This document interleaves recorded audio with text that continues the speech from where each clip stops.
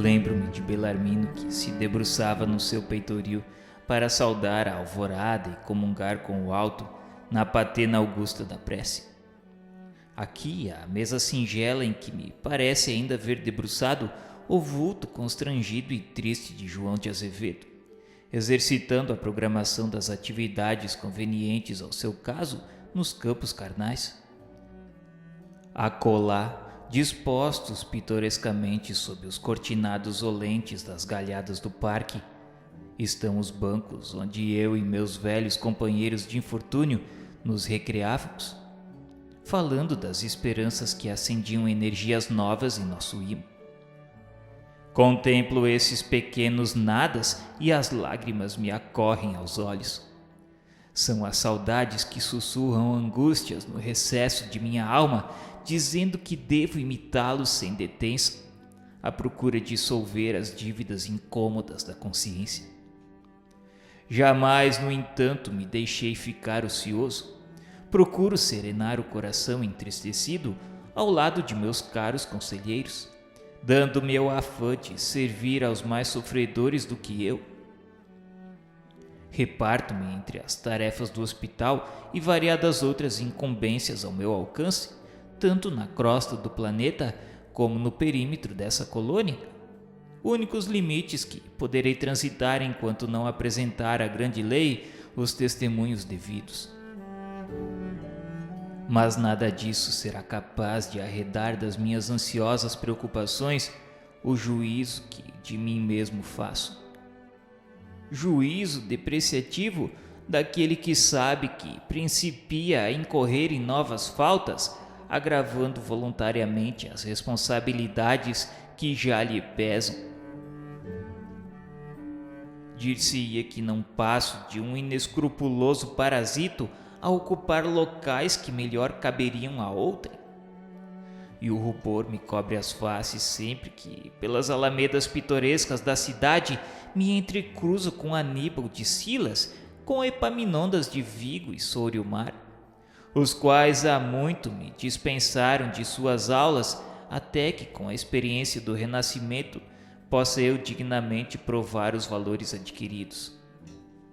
Sempre sorriem bondosamente e contemplam-me com interesse, mas os olhares que me dirigem são como flechas de fogo a perquirirem em minha consciência a razão por que me não animei ainda ao cumprimento do dever.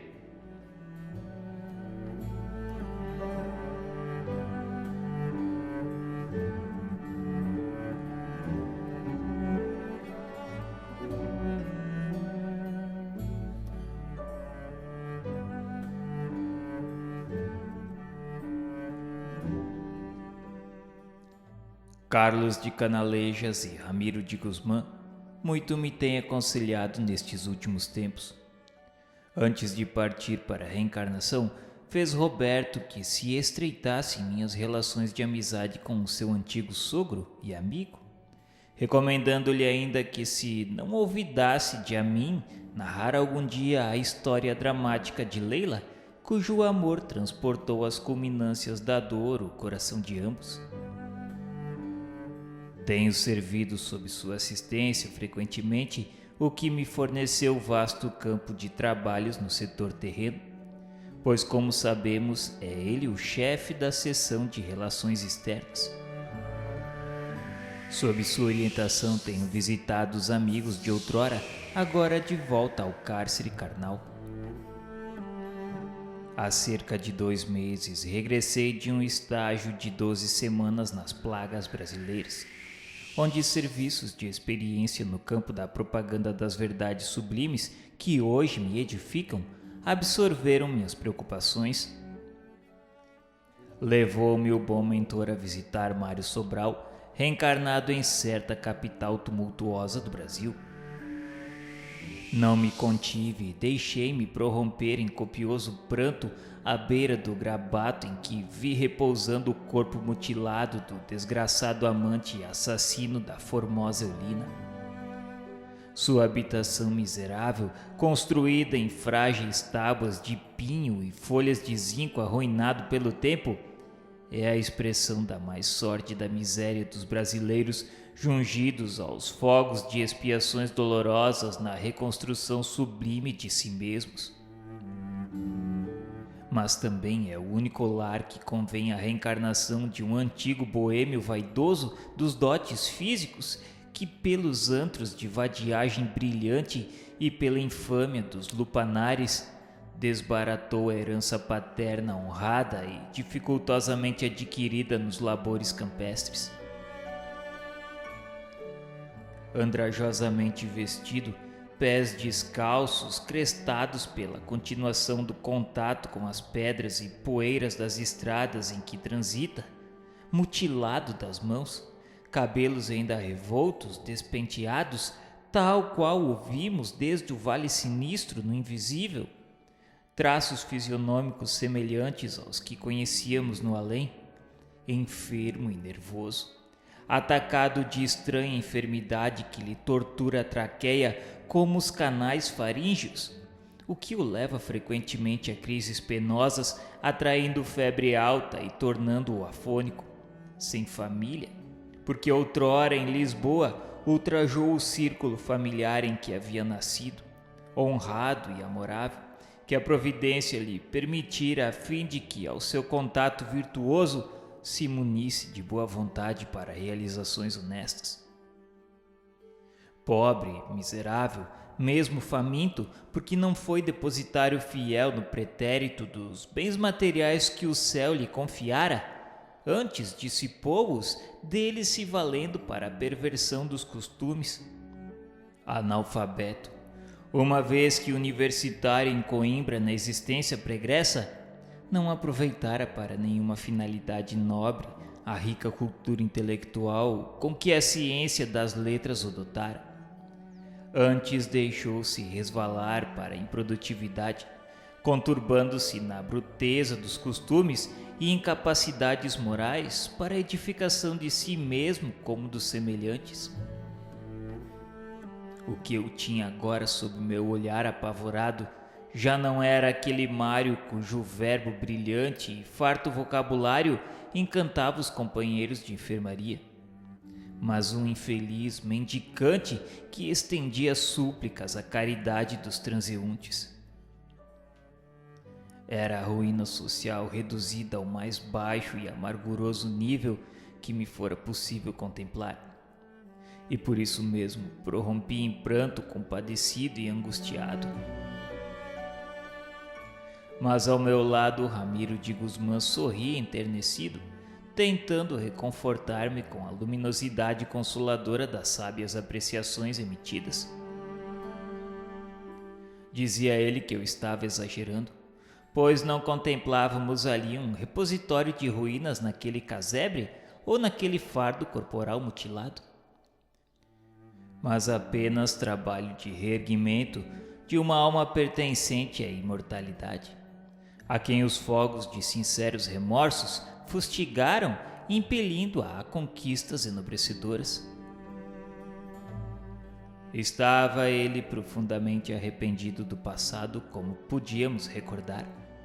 Mário traçou dessa forma, ele mesmo, o mapa das expiações que ali podíamos ver, enquanto o suicídio por enforcamento forneceu a origem da enfermidade nervosa e da insuficiência vibratória dos aparelhos faríngeos, uma vez que seu organismo perispiritual se viu grandemente atingido pelas repercussões dali advindas, o que vinha demonstrar ser todo aquele lamentável presente obra do seu próprio passado e não punição provinda de um juiz austero ou inclemente que se desejaria vingar.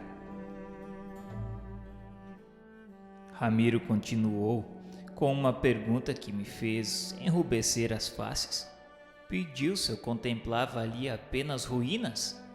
Pois bem, aqueles escombros ruinosos cuja visão me amargurara, despontara para o amigo Mário Sobral a alvorada de progressos novos, porquanto ali, se refazendo, estaria solvida a dívida desonrosa que o atava às galés do remorso, reabilitando dessa forma perante si mesmo e perante as leis que ele havia infringido. Vendo-o aí, eu o julgava abandonado, à mercê tão somente da caridade das criaturas humanas. Mas eu estava enganado, pois ele é ainda pupilo da legião dos servos de Maria, pois se encontrava ainda registrado no Hospital Maria de Nazaré. Sim, eu me recordava que tal encarnação era o tratamento conveniente a casos gravosos como o dele, sublime cirurgia que o levaria bem cedo à convalescença. Irmão Teócrito estaria dessa forma à testa dos seus passos. Vigilantes e enfermeiros do hospital, como do departamento a que eu pertencia, também assistiam carinhosamente, por ele velando como por enfermo grave, diariamente transfundindo energias, coragem e esperanças, sempre novas e mais sólidas, na sublime preocupação de ajudá-lo a remover as pesadas montanhas de iniquidades levantadas em seu destino pelos atos por ele próprio cometidos à revelia do bem. O bondoso amigo Ramiro de Guzmán me esclareceu que visitava-o frequentemente como naquele momento, fiel às incumbências que lhe diziam respeito. Encaminhava seu espírito muitas vezes aos postos de emergência do astral que faziam parte do Instituto Maria de Nazaré, no intuito de reconfortá-lo, avivando energias fluídicas no seu envoltório físico-espiritual, a fim de que se suporte a amarga sentença que se traçou sem demasiados desfalecimentos. E acrescentou que, ao demais, Mário se arrastava com sorrisos de uma conformidade que vinha construindo vitória insofismável no ciclo expiatório inapelável que lhe cumpria vencer. Sentia-se ele mesmo feliz, pois nas profundezas da sua consciência existia a iluminá-lo a certeza alvissareira de que, assim tal como o víamos, era para cumprir um sagrado dever de cidadão imortal, cujo destino seria afinar-se com os ritmos harmoniosos da lei do bem e da justiça universal. Calei-me resignado e pensativo, pondo-me a meditar nas resoluções urgentes que eu mesmo deveria tomar. De Guzmán colocou suas mãos translúcidas sobre a fronte escaldante do antigo pupilo de Teócrito, transmitindo virtudes fluídicas que lhe beneficiassem a cabrunhadora de Espinéia. Detive-me em concentração respeitosa, suplicando à governadora amorosa de nossa legião concedesse alívio ao mísero comparsa de minhas antigas desventuras. Ao passo que, terminada a operação generosa, virou-se novamente o nobre amigo consolativo. Me explicou que a providência nos ensejava caminhos de glórias em lutas fecundas entre lágrimas e oportunidades de redenção. E nesse trajeto concedia aos penitentes arrependidos compensações que frequentemente não estariam à altura de compreender, dados os impositivos criados pelo estágio em um fardo carnal. E virando-se para um ângulo sombrio do casebre que eu deixara de examinar, preocupado com o quadro apresentado pela presença de Mário reencarnado, apontou para uma forma que, humilde e silenciosa, velava o doente, enquanto costurava remendos em fatos já rotos. Pediu para eu olhar aquela pobre mulher. Disse que eu não poderia sequer avaliar o excelente trabalho de redenção que, sob as vistas do excelso mestre, se operava nos refolhos de sua alma, tão arrependida quanto a de Mário, entre os espinhos de pobreza extrema, de lutas tão árduas quanto dignamente suportadas. Busquei orientar-me, interessado e comovido ante o acento enternecido do nobre pensador que me acompanhava. Ao lado da porta de entrada, única existente no paupérrimo domicílio, procurando um pouco de claridade que auxiliasse no trabalho mínimo em que se entretinha, destaquei uma mulher de cor negra, pobremente vestida, porém asseada, aparentando cerca de 50 anos. De sua fisionomia serena transpareciam singelezas e humildade. Admirado, interpelei o caridoso mentor. De quem se tratava? Eu não a conhecia. Ramiro pediu para eu fazer um esforço, penetrar as ondas vibratórias do meu pensamento que progredia no trabalho das recordações e ver o que se sucedeu há cerca de 40 anos, ou seja, na época em que retornou Mário ao círculo carnal terreno. Obedeci intrigado enquanto a mulher negra se aproximava do enfermo, ministrando-lhe certa medicação homeopata, carinhosamente levantando-lhe a cabeça para em seguida retornar ao trabalho. Em derredor o silêncio convidava a eclosão das recordações. Entardecia lá fora e o sol feérico do Brasil esbraseava o ocidente com seus raios ardentes de ouro festivo, iluminando o firmamento com 1000 reflexos coralinos. Cá dentro a mulher pensava.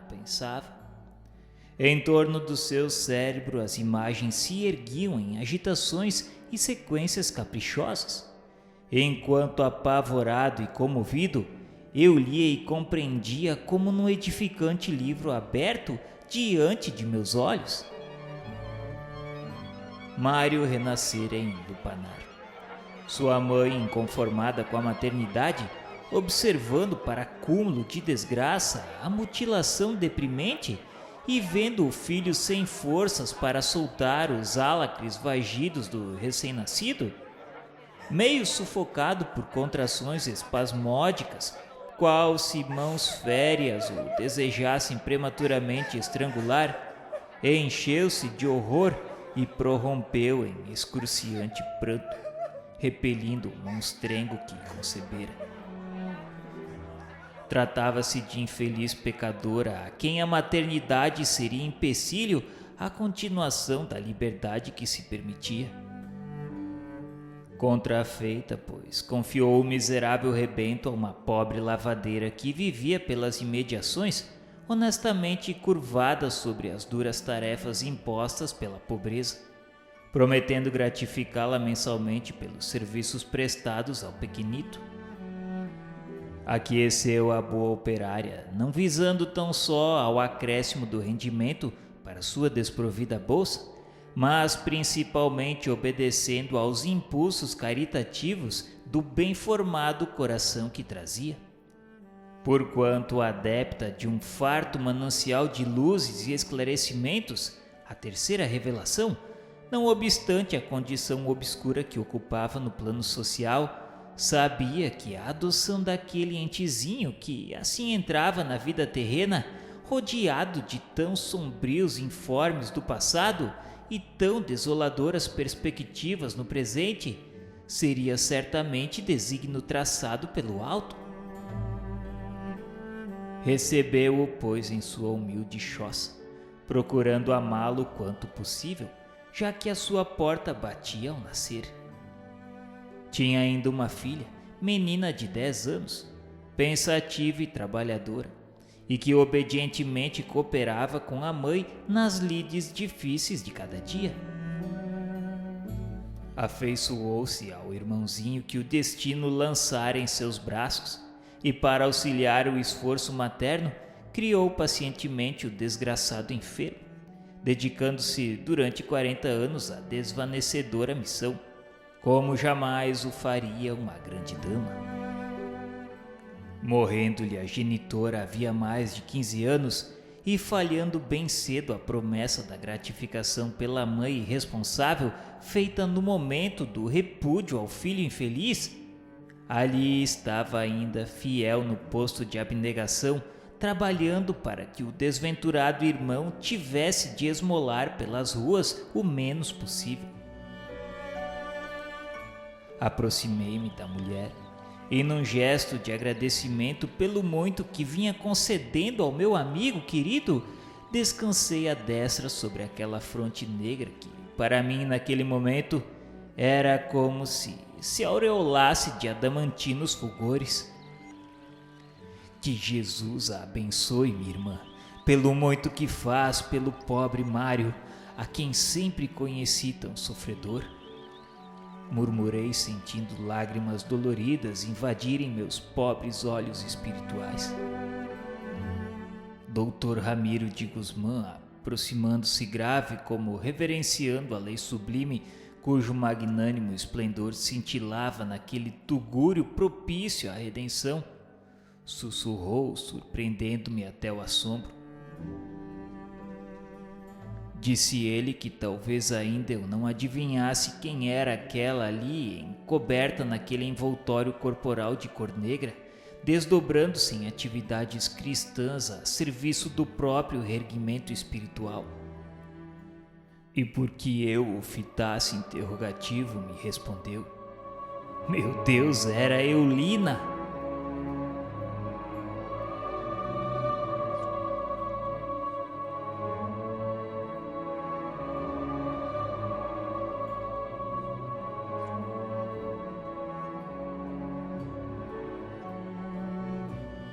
Tomei a resolução inadiável.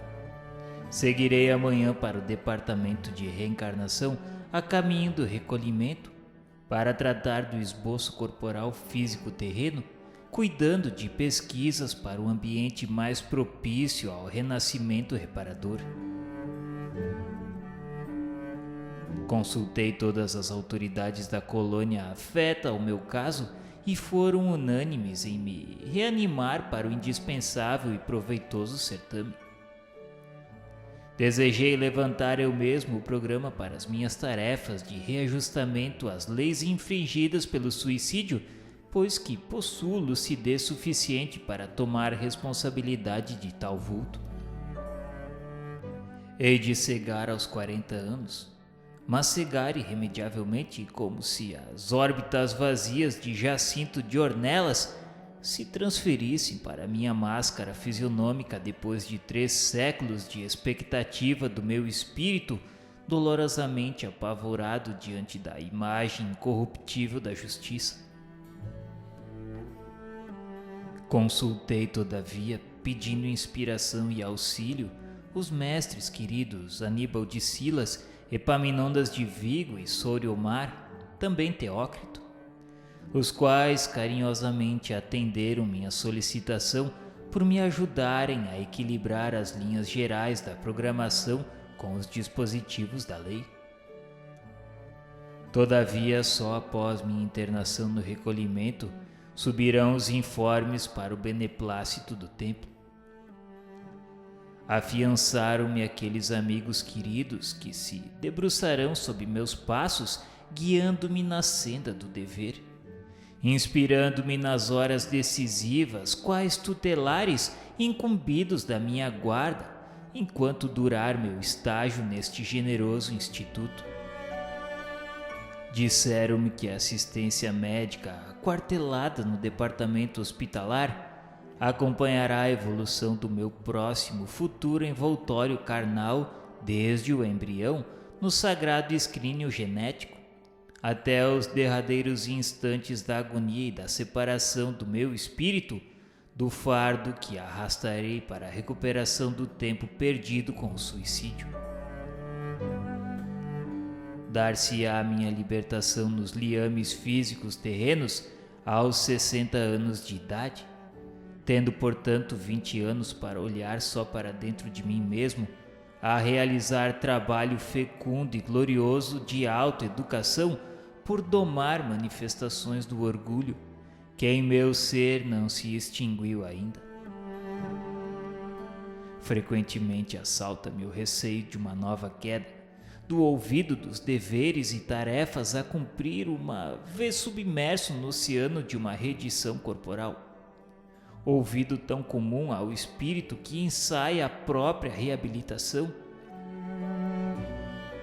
Mas meus instrutores advertiram-me de que levarei sólidos elementos de vitória adquiridos no longo estágio reeducativo, e que por isso mesmo será bem pouco provável que a minha vontade se corrompa ao ponto de me arrastar a maiores e mais graves responsabilidades. Despedi-me de todos os amigos e companheiros em peregrinação fraterna pelos departamentos da colônia, a começar pela vigilância com Olivier de Guzmán e Padre Anselmo. Todos foram unânimes em me prometerem assistência durante o exílio irremediável, através de rogativas ao Senhor de todas as coisas. Sinto-me prematuramente saudoso deste suave reduto que por espaço tão longo de tempo me abrigou, e onde tantos e tão preciosos esclarecimentos adquiri para o reinício de atividades nos meios sociais em que serei chamado a provar novos labores morais.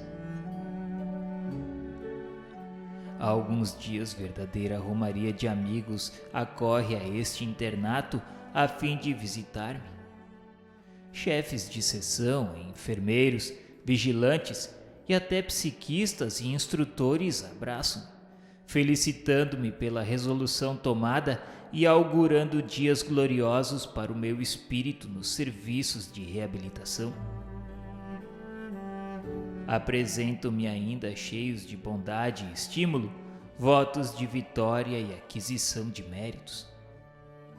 E por tudo isso me sinto agradecido, certo de que nos testemunhos novos que me esperam às margens pitorescas do velho e querido Tejo, que tanto tenho amado e do qual ainda agora me não desejo separar, falange luminosa de entidades amigas estará presente, a fim de me reanimar com sua desvanecedora inspiração.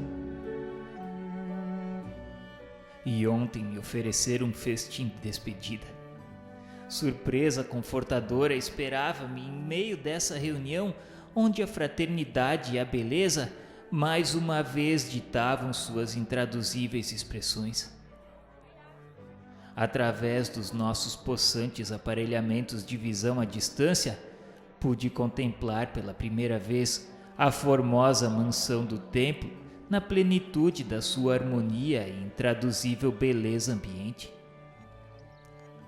Assisti assim a uma assembleia de iniciados, ouvi-lhes os discursos sublimes inspirados nas mais altas expressões da moral, da filosofia, da ciência, do belo, da verdade, enfim, que me fora possível suportar.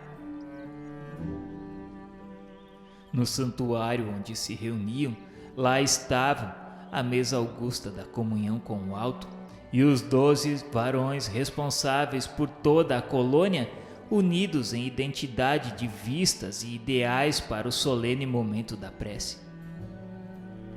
E depois o panorama arrebatador do burgo, que eu não poderei penetrar senão de volta da encarnação que me espera, a sucessão de residências, os vastos horizontes floridos, esbatidos por delicadas nuanças azuladas, a que os revérberos do astro-rei transfundem cintilações douradas. As lágrimas inundaram minhas faces, enquanto decalcando a augusta visão nos refolhos da consciência, como benfazejo estímulo para as lides ásperas do futuro, minha alma murmurava a si própria: coragem, peregrino do pecado, volta ao ponto de partida e reconstrói o teu destino e virtualiza o teu caráter aos embates remissores da dor educadora. Sofre e chora resignado, porque tuas lágrimas serão um manancial bendito, onde se irá dessedentar tua consciência sequiosa de paz.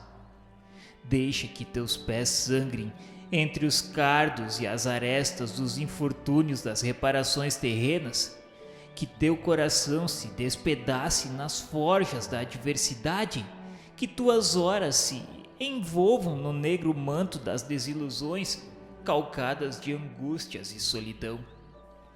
Mas tem paciência e seja humilde, lembrando-te de que tudo isso é passageiro. Tende a se modificar com o teu reajustamento às sagradas leis que infringistes, e aprende de uma vez para sempre que és imortal e que não será pelos desvios temerários do suicídio que a criatura humana encontrará o porto da verdadeira felicidade.